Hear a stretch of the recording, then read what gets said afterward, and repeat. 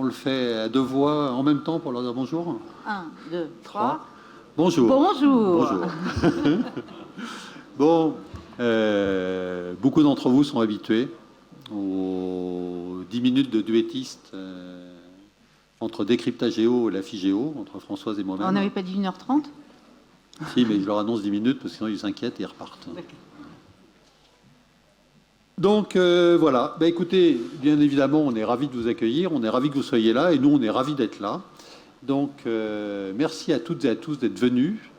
Merci à toutes et à tous d'être présents aujourd'hui pour les 4e Geodata Days à Grenoble. Alors, on a parmi nous des élus de la ville de Grenoble, de la métropole, du département, et on les remercie de leur accueil, on les remercie d'être présents. Et on a également des représentants, le directeur général de l'IGN, qui va nous parler des biens communs, qui va nous parler de l'IGN, devenir de l'IGN. On a le directeur d'Ecolab, qui va nous parler de la politique nationale en matière d'information géographique. Et puis le nouveau président du CNIJ, qui est dans le tram et qui devrait être là dans les 10 minutes. Voilà. Donc nous, on va s'effacer après vous avoir dit en gros ce qui allait se passer pendant ces 2 jours, et puis surtout vous dire un petit mot pour ma part sur la Figéo. Donc la Figéo, l'année dernière, vous vous souvenez, on était à Montpellier dans des circonstances un peu compliquées, mais ça nous avait fait en tout cas à nous extrêmement plaisir de vous retrouver tous à l'occasion des Geodata Days. C'était un pari un peu risqué, mais on a eu de la chance. Ça s'est bien passé, avant, pendant et après. Donc on est ravis de l'avoir fait et de l'avoir réussi l'année dernière, et on est d'autant plus content de le renouveler cette année. Cette année, Grenoble, cette année, la montagne, les Alpes. Donc un espace privilégié pour la géographie depuis longtemps. Un espace où la géographie est nécessaire pour des raisons que je ne vais pas développer parce que vous les connaissez tous. Et puis ensuite, il y a des gens ici qui sont plus compétents que moi sur les questions de la géographie en montagne. Mais en tout cas, une montagne qui, au-delà d'enjeux stratégiques des siècles précédents, est devenue, en tout cas au XXe siècle, un vrai terrain d'aventure, là encore aujourd'hui, avec toutes les difficultés qu'ont les terrains d'aventure. Ça veut dire les problèmes à la fois de fréquentation et les problèmes de préservation. Donc la montagne comme lieu, comme espace naturel, comme espace à préserver, comme espace d'accueil d'une biodiversité extrêmement riche, et puis un territoire témoin, grand témoin du changement climatique, et à ce titre, un territoire exemplaire pour nous. Un territoire aussi économique, un territoire sur lequel on aimerait que finalement le développement des années à venir soit plus doux, peut-être, plus sensible, plus fin, plus agile, plus léger, que ce qu'on a fait à une époque qui était une époque, je dirais, plus flamboyante, mais finalement, et on ne le savait pas, un peu plus destructrice. Donc, une montagne qui a de l'avenir, une ville emblème de la modernité, et donc on est ravis d'être ici, dans ce territoire où la géographie a une saveur particulière. Alors, on vous avait fait donc des promesses l'année dernière. La première promesse, c'était de se retrouver. Voilà, on se retrouve. Ça y est, c'est parti, on est à Grenoble, 4e Geodata Days. On vous avait fait une deuxième promesse pour la Figéo, c'était de continuer la transformation qu'on a entamée il y a quelques années. Et donc, on n'a pas perdu, on n'a pas abandonné nos fondamentaux dans la transformation. Ça veut dire que la Figéo reste un espace de réflexion et de construction de l'information géographique et de la nouveauté et de l'innovation en information géographique. Ça reste un lieu d'échange qui est ouvert et qui est équitable. Tout le monde est représenté à la Figéo, sans exclusive. Et en tout cas, ce n'est pas un endroit où se jouent des groupes de pression. La Figéo reste un endroit où on discute, un endroit où on reçoit, un endroit où on échange, et ça, toujours, sans un mot plus haut que l'autre, je dirais, et en tout cas, toujours en bonne intelligence. Et puis, une association qui fédère et qui anime, parce que c'est une association qui est ouverte et qui est équitable. Alors, la Figéo, je c'est pas tout. On va pas dire que c'est quand même l'association du bonheur, hein, mais quand même, en tout cas, c'est l'association de la passion. Et c'est la passion des femmes et des hommes qui l'animent, qui s'investissent. C'est vous tous. C'est vous tous dans vos métiers. C'est vous tous parce que vous êtes là, parce que vous avez une passion pour l'information géographique. Alors, qui se décline sur des sujets extrêmement différents, mais en tout cas, vous êtes animés par cette passion commune. Et je vous en remercie parce que c'est grâce à ça, c'est grâce à ce moteur-là que la FIGEO aujourd'hui continue à se développer, continue à progresser et continue à faire le travail. Alors, on vous avait fait une autre promesse qui était de restructurer, de continuer la restructuration de la FIGEO, d'essayer de lui donner plus d'ampleur. On l'a fait, alors on a renforcé l'équipe de la FIGEO, on a 2 nouvelles entrantes qui sont Jovista et Isabelle, qui nous ont rejoints et qui fait que la FIGEO, espère-t-on, va pouvoir vous rendre des services encore plus complets dans les années qui viennent. Et puis on vous avait promis également de rénover le site, la signalétique, c'est fait. Vous avez vu que voilà, on a des nouveaux logos, une nouvelle signalétique, nouveau site. On essaye d'être un peu plus en correspondance avec nos ambitions. Et puis, pour conclure, et parce que c'est le moment des promesses, les Géodata Days, je vais vous faire une nouvelle promesse pour l'année prochaine. Je vais vous promettre que l'année prochaine, on va se retrouver au Géodata Days numéro 5. Et par contre, pour essayer de maintenir un peu le suspense, je ne vais pas vous dire où. On va attendre demain. Voilà. Et donc, jusqu'à demain, les paris sont ouverts. C'est que vous pouvez entre vous parier, vous pouvez jouer de l'argent si vous voulez, hein, ça c'est votre problème. Vous pouvez jouer des cafés, vous pouvez jouer des données, vous pouvez jouer ce que vous voulez. Et en tout cas, demain, vous saurez où est-ce que les 5e Géodata Days auront lieu. Voilà. Alors, la FIGEO se transforme, la FIGEO bouge, les Géodata Days continuent, se pérennisent. Et vous savez que les Géodata Days, ce n'est pas que la FIGEO, c'est la FIGEO et Décryptagéo. Décryptagéo, c'est Françoise. Et comme la FIGEO qui évolue et qui change, Décryptagéo aussi. Décryptagéo change, se modernise et change de formule. Et Françoise va vous en dire un mot. Merci. Merci beaucoup. Alors ça va être très rapide parce qu'on va parler du programme. Simplement, je voulais vous annoncer que dans ce grand mouvement d'ouverture, à partir du 1er janvier prochain, le site de Décryptagéo sera totalement ouvert. Il n'y aura plus d'abonnement payant. Par contre, j'y consacre... Oui, attendez, il y a un bémol quand même, les amis. Ça, c'est la bonne nouvelle. Ça, c'est la bonne nouvelle. Non, l'autre, je ne sais pas si c'est une moins bonne, mais en tout cas, c'est une réalité. Parce que, bon, certains d'entre vous l'ont noté, j'ai développé des activités de conseil, d'études, d'organisation d'événements, d'animation, etc., qui me prennent beaucoup de temps. Donc, en fait, le site sera ouvert. Donc, j'y consacrerai beaucoup moins de temps. Ça deviendra plus un blog. Par contre, les archives resteront, bien entendu, à la disposition de tout le monde. Et le site sera aussi ouvert à des contributions éditorialisées. Ça veut dire qu'on garde l'approche journalistique. Alors, pas trop souvent non plus, parce que je pense que vous êtes tellement nombreux à avoir des choses à raconter que je pourrais à nouveau y reconsacrer beaucoup de temps. Mais voilà, l'idée, c'est, à partir du 1er janvier prochain, le site sera ouvert. Il sera moins actif, ou il sera plus actif avec d'autres, mais on continue toutes les autres activités et la marque Décryptagéo. Parce que les sujets qui nous occupent sont nombreux et l'innovation est partout. Et je reviens sur ces Géodata Days, cette 4e édition des Géodata Days, pour remercier en fait tous ceux qui ont permis de la rendre possible, et particulièrement donc tous nos sponsors. Je ne vais pas tous les citer parce que vous vous en êtes rendu compte en traversant l'espace exposant. Ils sont nombreux, une 50aine cette année. On a essayé de pousser les murs, mais on n'y est pas arrivé. Donc on a même dû refuser quelques inscriptions à la fin.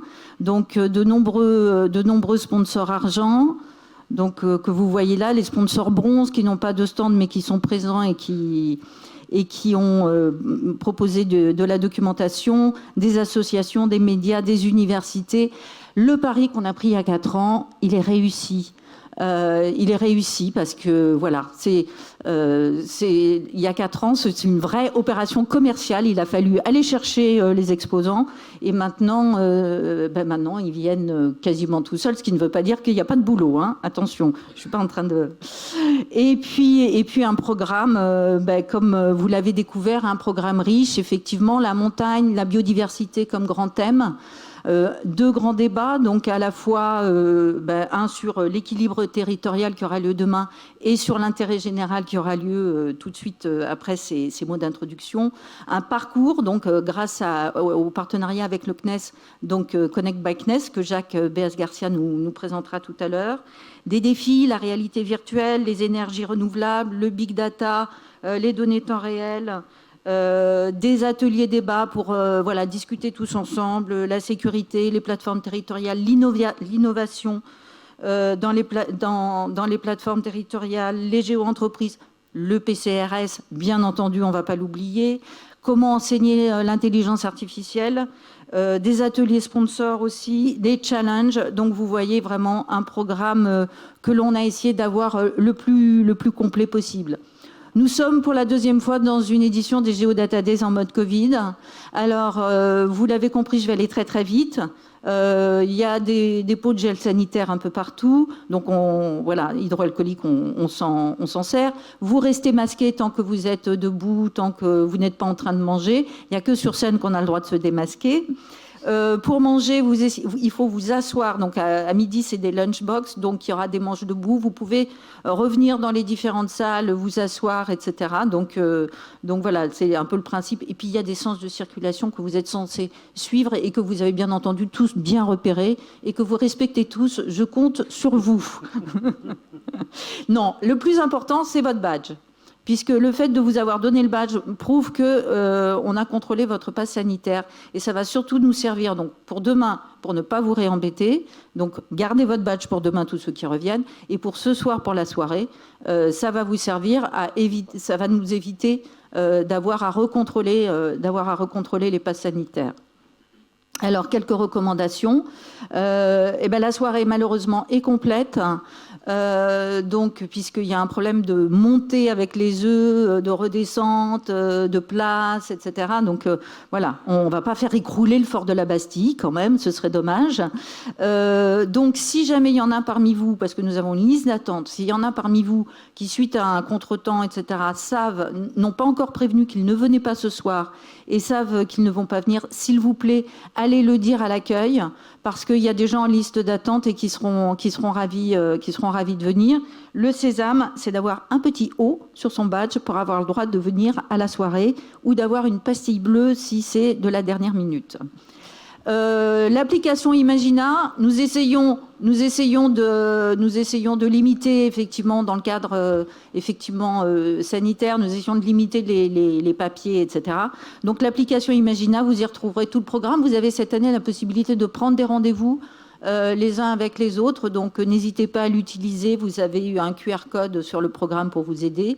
Dernière petite recommandation pour tous les intervenants, profitez des pauses pour venir charger vos supports de présentation pour que ce soit fluide pendant les sessions. J'espère que je n'ai rien oublié, que je ne vais pas me faire engueuler par Élise. Voilà, on va s'arrêter là. Simplement pour vous dire, hier, on était à 734 inscrits. Donc franchement, bravo à tous. Parce que...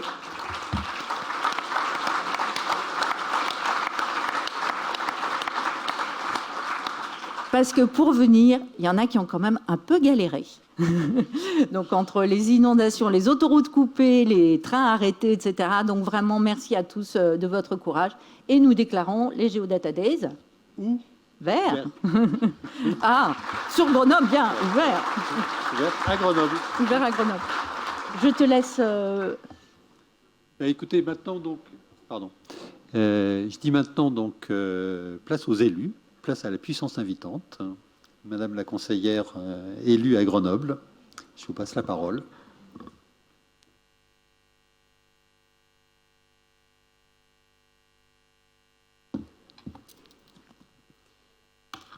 Écoutez, bonjour à toutes et à tous. Merci d'être venus nombreux à Grenoble.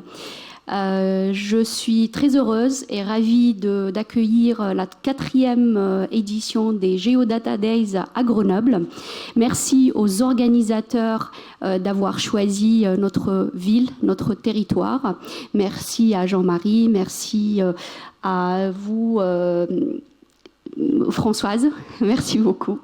Donc, je voudrais juste... beaucoup de choses ont été dites par vous. Vous avez décrit notre territoire, un territoire qui est riche, un territoire qui est très intéressant justement sur un plan géographique, parce qu'on se retrouve dans une zone géographique qui est entourée par les massifs, par les montagnes, mais aussi par les rivières, par les forêts. Nous sommes pas loin de la mer, nous sommes pas loin des frontières, nous sommes pas loin aussi de la capitale, et c'est aussi la spécificité de notre territoire. C'est un territoire qui a toujours été un territoire d'innovation. Donc ça a été un territoire d'innovation démocratique, un territoire d'innovation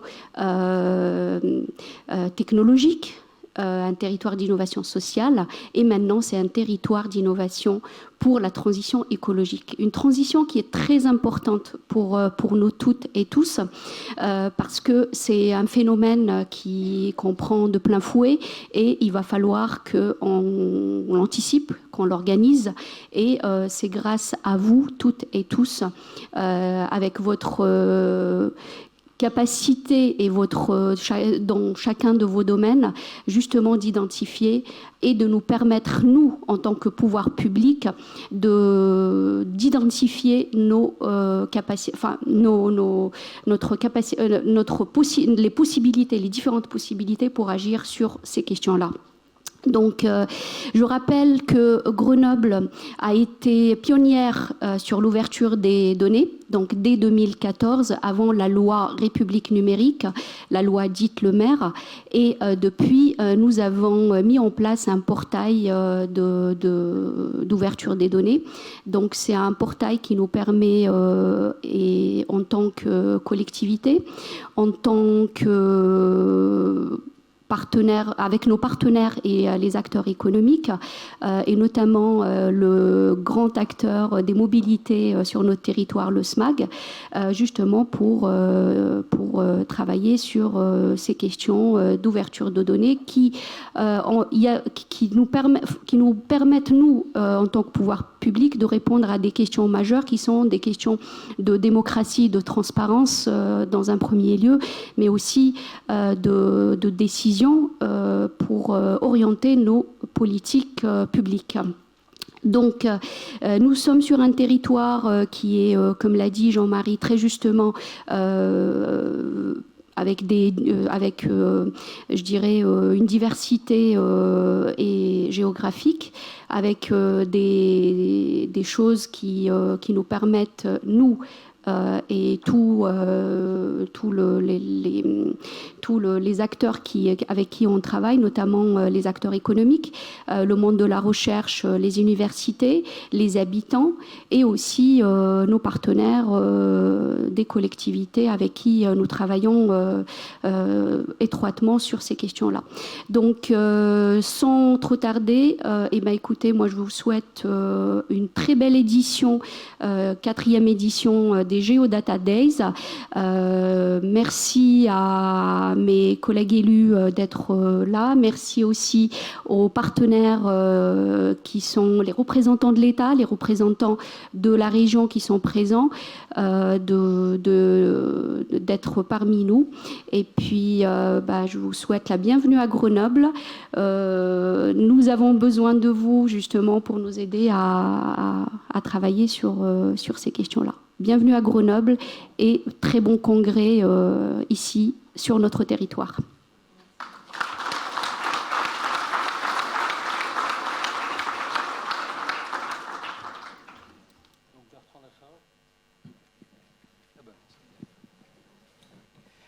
Il y a encore des places pour ceux qui veulent s'asseoir. Descendez, installez-vous. Juste pour dire un mot pour la bienvenue au nouveau président du CNIJ, qui vient d'arriver, qui est donc sorti du tramway. Bien, bonjour à toutes et à tous. Je m'exprime devant vous parce que je suis le président du syndicat des énergies du département de l'Isère, qui est, comme vous le savez sans doute, mais je le précise parce que le statut des syndicats d'énergie est souvent méconnu, autorité organisatrice de la distribution publique d'électricité et de gaz sur le département de l'Isère. Et donc, quand nous avons appris la tenue de votre congrès annuel en Isère, il était pour nous naturel et évident de pouvoir s'associer à votre démarche et donc devenir partenaire de votre congrès. Donc, vous dire que les syndicats d'énergie se retrouvent aujourd'hui aux avant-postes des thèmes que vous allez aborder pendant ces 2 jours, autour de la géographie numérique, autour des réseaux, autour de ce qui contribue à l'aménagement du territoire communal et intercommunal. Je dis ça parce que nous sommes un syndicat de communes, bien entendu, et nous regroupons les communes du département de l'Isère, mais également les intercommunalités, le département de l'Isère, qui aura l'occasion de s'exprimer tout à l'heure. Et c'est pour moi une grande satisfaction de pouvoir prendre ces quelques instants pour pouvoir présenter cette autorité organisatrice de la distribution. Les communes, vous le savez, sont propriétaires des réseaux de distribution publique d'électricité et de gaz. Et à ce titre-là, ça nous donne une mission de contrôle de l'activité des concessionnaires qui sont sur notre territoire. Le département de l'Isère n'en manque pas, puisque nous dérogeons un petit peu à la sacro-sainte règle du monopole légal, puisque nous avons la chance d'avoir sur notre territoire plusieurs concessionnaires énergéticiens. Alors, la question des réseaux, elle se retrouve bien entendu à la confluence de tous les sujets de cet aménagement du territoire, et c'est pour ça qu'on a été moteur dans cette politique-là autour de la notion, enfin de ce dont vous allez parler dans la journée, dans l'atelier de demain, autour du PCRS, le plan de corps de rue simplifié, dont je ne vous apprendrai pas les arcanes et les objectifs, mais simplement rappeler combien c'est un élément important pour la fiabilisation et le repérage des réseaux enterrés sur le terrain, et ceci aussi bien en zone rurale qu'en zone dense. Et en tant que propriétaire des réseaux, bien entendu, pour nous, c'est un objectif à ne pas manquer pour la sécurité des travaux, pour la proximité des réseaux sensibles, qui sont des vrais sujets lorsque nous intervenons sur le terrain. Je rappelle que nous intervenons à hauteur de 50 millions d'euros par an dans le département pour aider les communes à réaliser leurs travaux d'énergie autour de l'électricité et du gaz. Donc, on se sent directement impacté par les thèmes de votre congrès, et donc je tenais à vous manifester l'attention, la disponibilité et la vigilance que les syndicats d'énergie apportent aux problématiques que vous soulevez. Voilà. Alors on le fait dans une échelle, bien entendu, de mutualisation et de solidarité territoriale, parce que, bien entendu, il faut tenir compte des différents aspects de notre territoire qui ont tous des éléments de force et de faiblesse. Et je dirais que les syndicats d'énergie, bien entendu, sont les mieux placés pour ce faire au niveau de la gestion du réseau en conformité, en complémentarité avec ce qui se fait par les concessionnaires. Donc je ne reviendrai pas sur la présentation qui sera faite demain sur le PCRS, mais vous rappelez combien, pour nous, c'est l'occasion de fiabiliser cet échange d'informations entre les acteurs publics et privés, les collectivités gestionnaires de réseau et les entreprises de travaux que vous représentez, entre autres, et puis optimiser, bien entendu, les coûts portés par chacun des acteurs par une économie d'échelle. Ça me donne l'occasion, bien entendu, de remercier notre partenaire du PCRS qui travaille en étroite liaison avec nous, qui est le CREG, que vous connaissez. Et donc, on essaye d'être moteur sur cette politique, et on est en train quasiment de boucler ce PCRS. Je ne veux pas être plus long parce qu'on m'avait donné 2 minutes, mais vous dire combien, malgré les investissements, malgré la capacité d'initiative que nous portons sur le terrain, nous croyons au développement de la géographie numérique de ces réseaux, parce que ça doit nous amener à être toujours plus performants et compétitifs dans l'action qui est la nôtre au profit de nos concitoyens et de nos communes. Donc un bon congrès à toutes et à tous, puis je vous souhaite de bonnes journées en Isère et à Grenoble.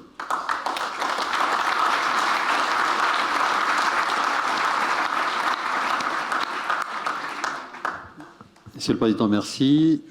Florent Cholat, conseiller métropolitain.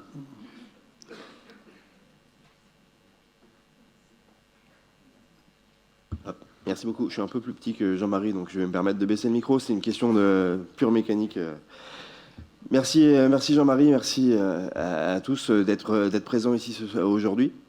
Je m'appelle Florent Cholat. Je suis désolé d'avoir occupé autant de lignes sur le tableau parce que j'ai un nom de délégation qui est un petit peu long.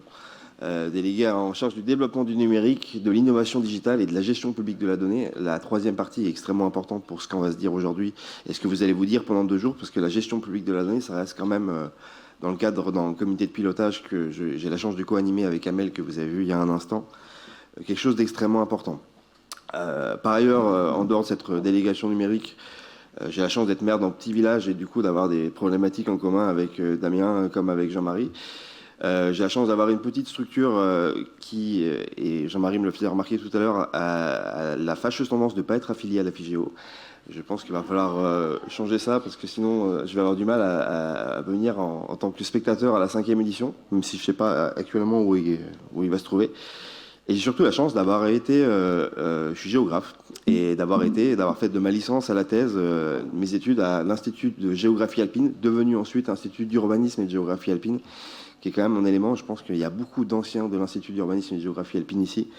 Et c'est un grand plaisir de retrouver. J'ai eu la chance notamment d'enseigner la géomatique. Donc vous pouvez voir tout le plaisir que j'ai d'être ici aujourd'hui pour pouvoir parler données spatiales et intelligence territoriale. Alors, pardonnez-moi du coup un petit brin de chauvinisme. Jean-Marie a commencé à en parler tout à l'heure.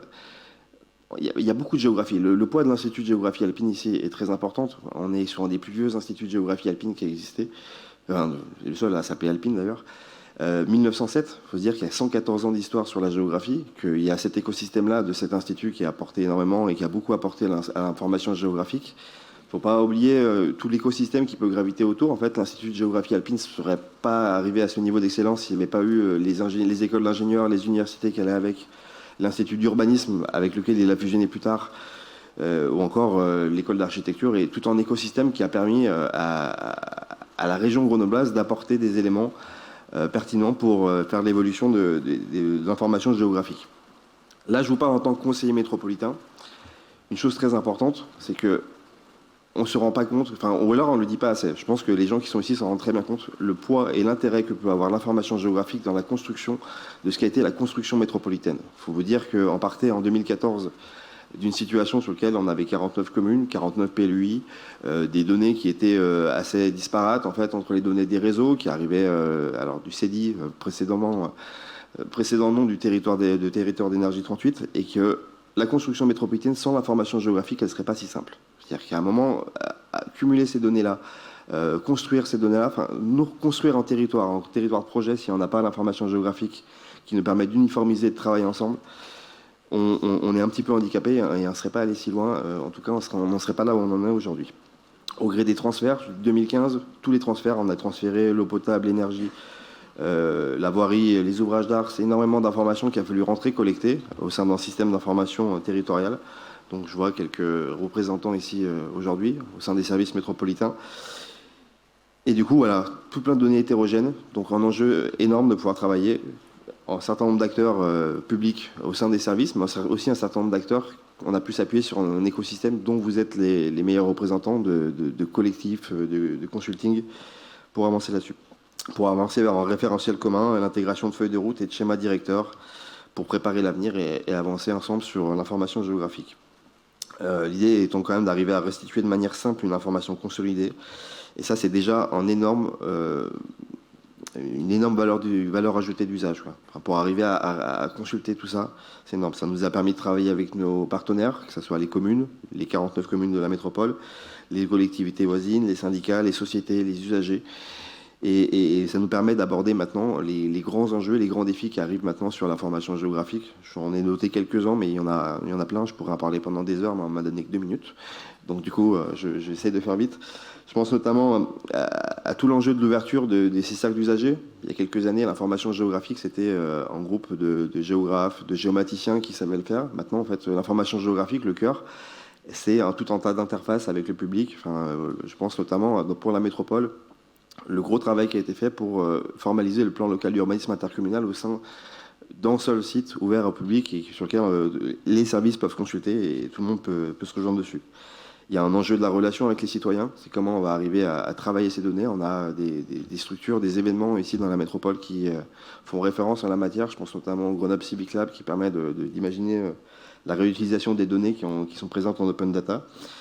Et puis il y a des enjeux après beaucoup plus techno, l'enjeu de la montée de passage avec des plus grosses masses de données, avec l'Internet des objets. Comment demain on va être en capacité de traiter ces données-là et de les alimenter.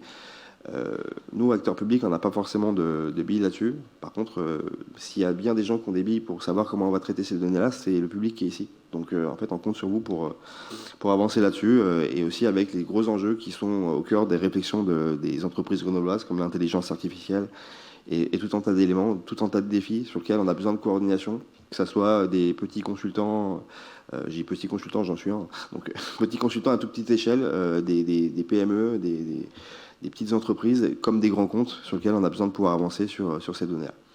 Voilà, je ne serai pas plus long parce que sinon je vais dépasser encore plus les 2 minutes. Mais merci en tout cas d'être venu ici. Très, très, très heureux de vous accueillir ici. Et puis je vous souhaite 2 belles journées au sein des Geodata Days. Merci beaucoup.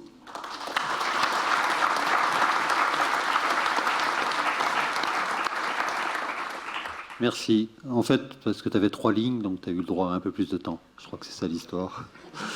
Damien Michalet, vice-président en charge de la stratégie numérique du département de l'Isère, maire d'une petite commune. Donc quelqu'un de qui je me sens forcément proche, parce qu'on partage les coups de fil à 7h30 du matin pour savoir pourquoi il y a 2 chiens qui traînent à l'entrée de la commune ou pourquoi il y a une vache qui est place de l'église. Voilà. Lui, c'est plutôt les chiens, moi, c'est plutôt les vaches. Merci Jean-Marie. Donc, vous savez tout de moi. Alors, hier soir, à 21h35, c'était les chiens, à côté de la chapelle du Chafard. Mais ça ne parle qu'à moi, ça.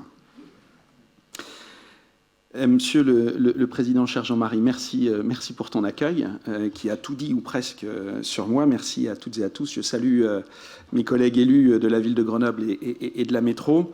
Je salue le Président Lachat, qui est un acteur important auprès des communes et qui a dit très justement quel pouvait être l'intérêt de participer et d'être partenaire des Geodata Days 2021.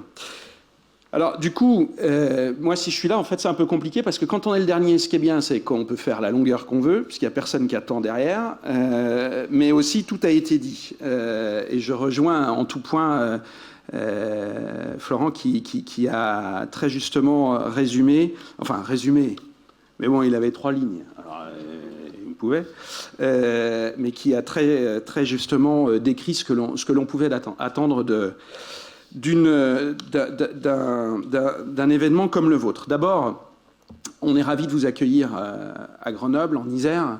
C'est un département et un territoire riche, vous l'avez compris, vous le connaissez pour la plupart, et les différents intervenants ont pu dire ce département est particulier. Il est particulier d'abord parce que c'est le plus beau département de France, je le dis en toute objectivité, mais il est particulier surtout par son territoire. Il est à certains endroits en plaine, en certains endroits en marais, en marécage, en certains endroits en montagne, en colline, en ville importante. Ça, c'est d'un point de vue topographique, géographique. On a des autoroutes, on a des trains qui marchent parfois pas très bien. Et puis, on a aussi des habitants.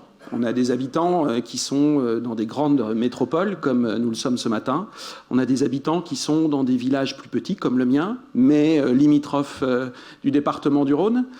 Et puis, on a des villages qui sont dans des zones, pas forcément d'ailleurs de montagne, mais qui peuvent avoir 10, 20, 30, 40 ou 50 habitants. C'est ça le département de l'Isère. Et du coup, la donnée informatique géographique, elle a tout son sens. Elle a d'abord son sens parce qu'il s'agit de cartographier, d'identifier nos territoires, d'identifier nos forêts à enjeu, nos territoires qui, d'un point de vue environnemental, sont à risque, ou simplement parce qu'on les suit, pour voir ce qu'ils deviennent. Et puis, cette donnée, elle s'inscrit aussi également dans ce que l'on veut faire demain de notre territoire. Alors, un point que je n'ai pas évoqué dans ma délégation, qui a quand même tout son sens ce matin. Si j'interviens devant vous ce matin, j'ai la délégation de la stratégie numérique au département qui rejoint pas mal de sujets que vous abordez, mais aussi un peu plus, et notamment un Je le disais ce matin quand on était au café avec un air coquin qui disait que c'était un sujet pas très très important, c'est le déploiement de la fibre, du très haut débit. Qui touche 450 000, enfin la cible c'est 450 000 prises déployées. Vous pouvez bien imaginer que dans ces 450 000 prises, on a évidemment du FTTH, c'est-à-dire la prise à l'habitant, mais on a aussi beaucoup de FTTE, c'est la prise à l'entreprise, aux professionnels, vous notamment, mais plein d'autres acteurs économiques, sociaux ou publics. Du coup, la fibre est un support important. À cette donnée. Là où je voulais intervenir, alors du coup j'ai des notes, mais vu que tout a été dit pour la plupart, il faut que j'essaie de trouver quand même une sortie. Je voudrais juste vous parler du département et de 2 actions qui sont pour nous importantes. La première, c'est l'action qu'on mène avec notre partenaire qui a été cité à plusieurs reprises, le CREG, qui est un partenaire hyper important pour nous dans le cadre de l'opération dont vous avez tous entendu parler, qui a une finalité prochaine, puisque c'est 2022. Il s'agit du grand lever LIDAR. Donc en ce moment, en Isère, si vous levez la tête, vous allez voir des avions qui sont en train de prendre des photos de notre territoire, qui sont en train de nous rassembler de la donnée. Cette donnée, on va la traiter avec donc LIDAR, avec l'IGN, et je salue son directeur qui est présent, avec les services de l'État, bien entendu. Et cette donnée, on va aller la stocker. On va aller la stocker dans un open data, comme tout le monde. Particularité de l'open data, vous le savez, la loi NOTRe, ou si vous ne le savez pas, je vous l'indique, la loi NOTRe qui est à certains égards une loi pas terrible, mais à d'autres un peu mieux. Je ne sais pas s'il y a des représentants de l'État, il faut quand même que je fasse gaffe. Et cette loi, en fait, impose l'ouverture des données et à certaines collectivités de mettre en place des open data. C'est donc ce qu'a fait le département dans le cadre de la loi, mais on est allé un petit peu plus loin. Puisque la finalité pour nous de l'open data, et c'est une finalité que l'on partage avec les collègues élus, et c'est pour ça que la force publique vous accompagne ce matin et sur ces 2 jours, c'est que ces données, on veut les mettre à disposition de toutes et tous. À disposition d'abord des collègues, c'est le cas de la métro et c'est le cas de la ville de Grenoble, qui sont entre guillemets clientes de cette open data. Donc c'est le cas de tous nos collègues, de toutes les collectivités du département, mais pas que. L'idée c'est d'emmener ces données vers toutes et tous, que ce soit industriels, publics, forces sociales, que tout le monde puisse avoir ces données. C'est pour ça qu'on parle d'infos géographiques, mais finalement ça ne représente qu'un tiers des données qui sont stockées, puisque derrière, c'est aussi de l'info sociale, de l'info sur la démographie, de l'info sur l'évolution de notre territoire, qui rejoint ce qui a été dit par ma collègue conseillère municipale quant à ce que l'on veut faire de notre territoire d'un point de vue environnemental, pour prendre des données à date et en voir l'évolution, et aussi faire des projections sur ce que pourrait être notre environnement d'ici quelques années. Mais tout ça, et c'est là-dessus que je voulais insister, tout ça n'a de sens que si l'on participe à des événements comme les vôtres, que si l'on apprend, que si l'on se forme, que si l'on grandit, que si l'on comprend ce qu'est l'importance de la donnée. Qu'elle soit encore une fois géographique, mais pas que. Et c'est là où on a un gros boulot, mesdames et messieurs. Vous êtes ici, et c'est bien normal, entre experts. Donc vous êtes toutes et tous convaincus qu'il faut faire mieux et plus.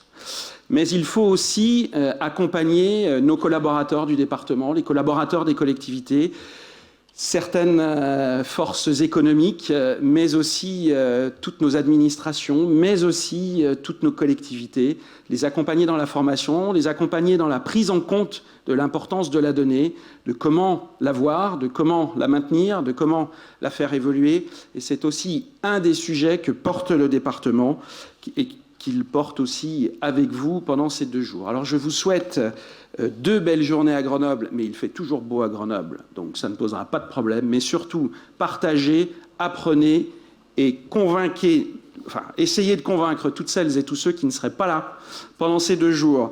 Bon Géodata Days 2021 à toutes et à tous.